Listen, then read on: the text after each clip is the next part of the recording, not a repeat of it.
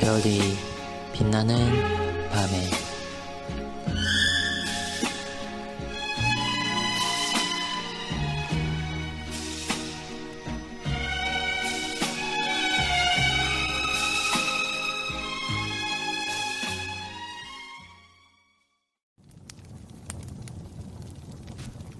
성경의 공적인 낭독에 관하여 해설.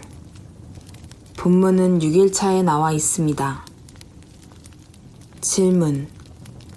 웨스트민스터 예배 모범에서 성경은 반드시 순서대로 읽어야 한다고 언급하는 것은 어떤 이유에서라고 했습니까? 성경은 약 1500년가량의 기간에 걸쳐서 작성된 것이며 한 가지 문학 형태가 아니라 여러 다양한 문학 형태로 작성된 것들입니다. 그런데 이미 구약시대 때부터 그처럼 다양한 시대와 문학 형태를 바탕으로 작성된 문서들을 수집하여 정경으로 묶여지게 되었는데, 그러한 구약 성경들은 대부분이 두루마리 형태로 만들어진 것이었습니다. 그러한 성경의 형태는 신약시대에도 오랫동안 마찬가지였으며, 특별히 안식일에 회당에 모여 율법서를 윤독하는 파라샤라는 순서를 진행했던 것에서 알 수 있듯이 두루마리의 앞에서부터 순서대로 읽어나갔습니다. 즉 성경의 전체적인 맥락과 흐름을 파악하고 익히도록 중점을 둔 것입니다. 물론 예배 중에 낭독, 봉독하는 본문은 설교하는 자가 선택할 수 있었지만 기본적으로는 두루마리의 앞에서부터 펼쳐 읽어나가는 방식이었던 것입니다. 마찬가지로 웨스트민스터 예배 모범에서도 예배 중에 성경 본문을 산발적으로 취하여 읽도록 하지 않고 순서대로 읽도록 하고 있습니다. 질문.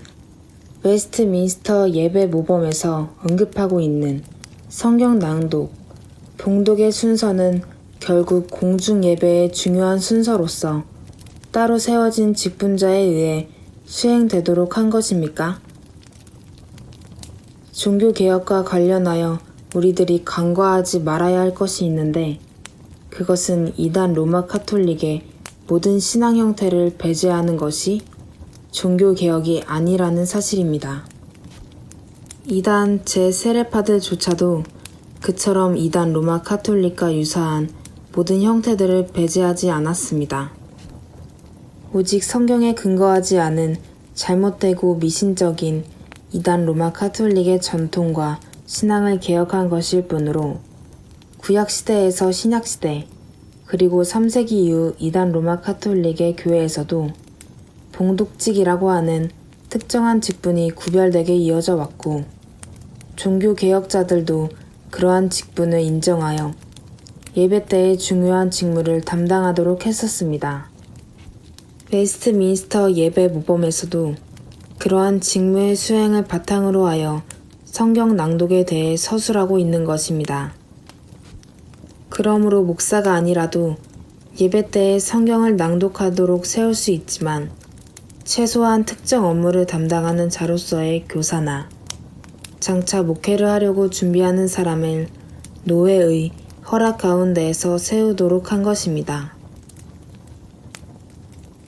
앞서 언급한 것처럼 웨스트민스터 총회에 있어서 중요한 논쟁의 배경에는 잉글랜드의 국교회, 성공의 주의자들 뿐 아니라 독립교회, 회중주의파가 중요한 쟁점을 대두시켰었습니다. 특히 독립교회파는 예배에 있어서도 회중이 적극적으로 참여하는 방식을 주장했었는데 반해 주로 스코틀랜드 교회인 장로교파에서는 성경 낭독을 목회적 요소에 포함시켜 목사에 속한 직무라고 생각했습니다.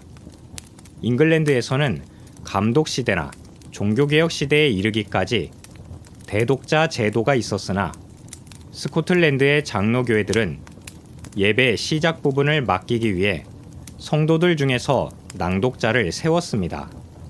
그러나 1640년에 이르러서부터 예배 중에 성경을 낭독하는 일은 목사 후보생이 담당하는 직무가 되었습니다.